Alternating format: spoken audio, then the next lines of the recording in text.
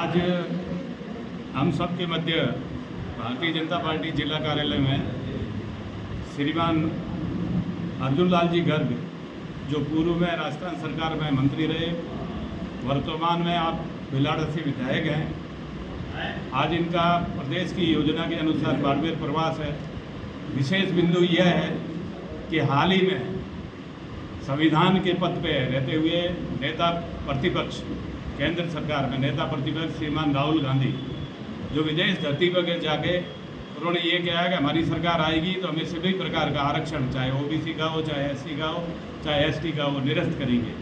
उसके संबंध में हमारी पार्टी का जो स्टैंड, भारतीय जनता पार्टी का जो स्टैंड है, उसके संबंध में वक्तव्य देने पधारे हैं और मैं आप सब पत्रकारों का स्वागत करता हूँ। हमारे मध्य में हमारे चौटन के लोकप्रिय विधायक श्रीमान आदुराम जी भी उपस्थित हैं और हमारे एससी मोर्चे के अध्यक्ष, जिले के अध्यक्ष श्रीमान मीरमान जी भी उपस्थित हैं।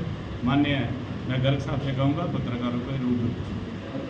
धन्यवाद आपका अध्यक्ष जी, और आप सभी पत्रकार साथियों का, प्रिंट मीडिया, इलेक्ट्रॉनिक मीडिया, सबका बहुत बहुत स्वागत।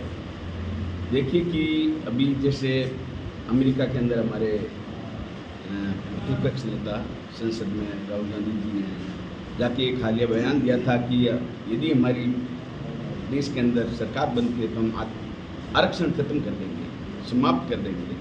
और ये धुन कोई आज की नहीं, ये धुन के जो नेहरू परिवार जब से इसमें सत्ता संभाली है, नेहरू जी ने 1951 के अंदर भी इस बात को उठाया था और उन्होंने जो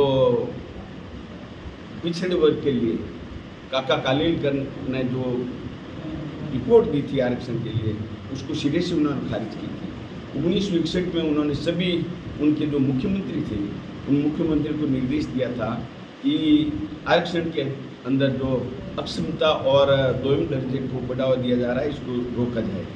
तो वो शुरू से जवाहरलाल नेहरू के समय से आरक्षण खत्म करने की बात चल रही थी। उसके बाद इंदिरा गांधी ने, आप देखिए वो कह रहे हैं कि मोदी जी संविधान खत्म कर देंगे, संविधान लोकतंत्र को खतरा है।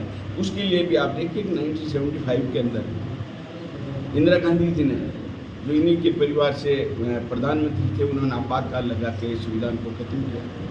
उन्होंने मंडल आयोग की जो रिपोर्ट थी, जो उस मंडल आयोग की रिपोर्ट को उन्होंने लागू नहीं किया पिछड़े वर्ग के आरक्षण के लिए, और तो और 1966 लगाकर 1977 उन्होंने कम से कम 25 बार संविधान संशोधन किया। 42वें अनुच्छेद में 41 अनुच्छेद और जोड़े गए। कम से कम उन्होंने 90 सरकारें, जो उनके 57 साल का जो कांग्रेस का कार्यकाल रहा है, उसमें 90 चुनिंदा सरकारों को उन्होंने पास किया, भ्रष्ट किया।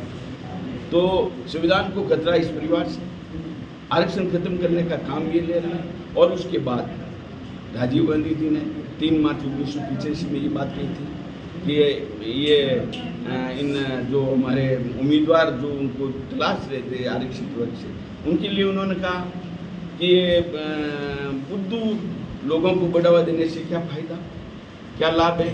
तो ये जो उन्होंने ऐसे शब्द, घटिया शब्द काम में लिए। उसके बाद उन्होंने भी मंडल आयोग जब 10 साल का जो विस्तार कर रहे थे SC ST के लिए, तो उन्होंने लोकसभा के अंदर जोरदार तरीके से उसको आरक्षण पे ख़त्म करने की बात की।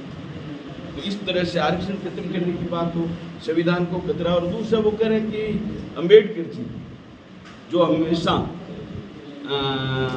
हमारे कांग्रेस को, उन्होंने सिर्फ अपनी राजनीतिक दृष्टि से, राजनीति को अपने बढ़ावा देने के लिए उन्होंने हमेशा आरक्षण का विरोध किया और साथ के साथ अपनी सामाजिक उपेक्षा भी की लोगों की, और हमेशा फूट डालो, समाज के अंदर फूट डालो की राजनीति की। इसके लिए और हाल ही में हमारे जो हमारे राज्यसभा सांसद हैं, उन्होंने ये बात जो कही थी कि आतंकवादी की जो ये बात कर रहे हैं कांग्रेसी, आजकल धरना दे रहे हैं, तो निश्चित रूप से मैं इस बात का खंडन करता हूँ कि जब वो बाहर जाके खालिस्तान समर्थकों से, जिनको यहाँ उन्होंने अपने देश ने आतंकवादी डिक्लेयर किया, उनसे गलबाइयाँ करते हैं। पाकिस्तान में जाके अलग बात करते हैं, अमेरिका में जाके अलग बात करते हैं, और उन लोगों को उकसाया जाता है जो हमारे यहाँ आतंकवादी घोषित किए हुए हैं। तो उनसे बात करके यदि उनको आतंकवादी नहीं कहें तो फिर क्या करें? हमारा कोई बच्चा यदि ऐसी कोई स्थिति हो जाती है तो उसको आतंकवादी से कोई भूल में बात हो जाती है तो उसको आतंकवादी के साथ उसका संबंध लेके उनको मुकदमा दर्ज होता है। क्यों नहीं है? इनके लिए भी ये मुकदमा दर्ज होना चाहिए।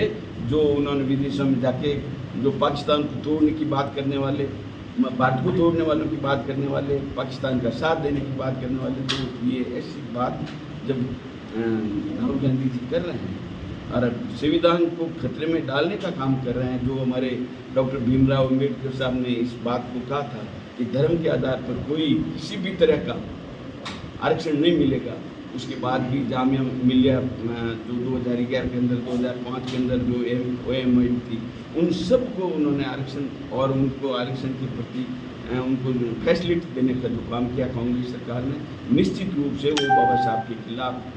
आप देखिए हमारे देश के प्रधानमंत्री नरेंद्र भाई मोदी ने जो पंचतीर्थ घोषित किए हैं, जहाँ पे उनका जन्म हुआ मऊ के अंदर, उन्होंने जन्मभूमि और जहाँ पे उनकी शिक्षा हुई लंदन में उनके वहाँ पे शिक्षा भूमि, जहाँ उनकी नागपुर में दीक्षा हुई उनकी दीक्षा भूमि, और जहाँ महाप्रयाण हुआ दिल्ली के अंदर उनके वो परिनिर्वाण दिवस और भूमि के रूप में, और जहाँ पे उनको समाधि दी गई वहाँ पे उसको चैत्य भूमि के रूप में, पंचतीर्थ के रूप में उनको बढ़ावा दिया।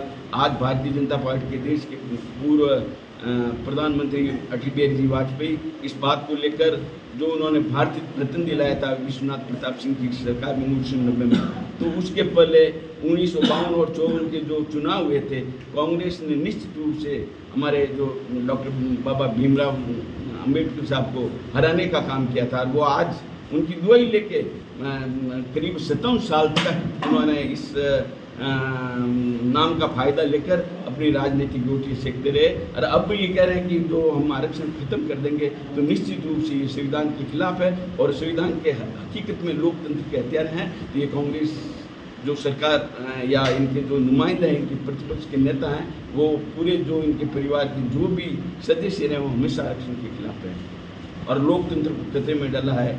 90 बार जो चुनिंदा सरकारें थी उनको उन्होंने अपमानित किया। धन्यवाद।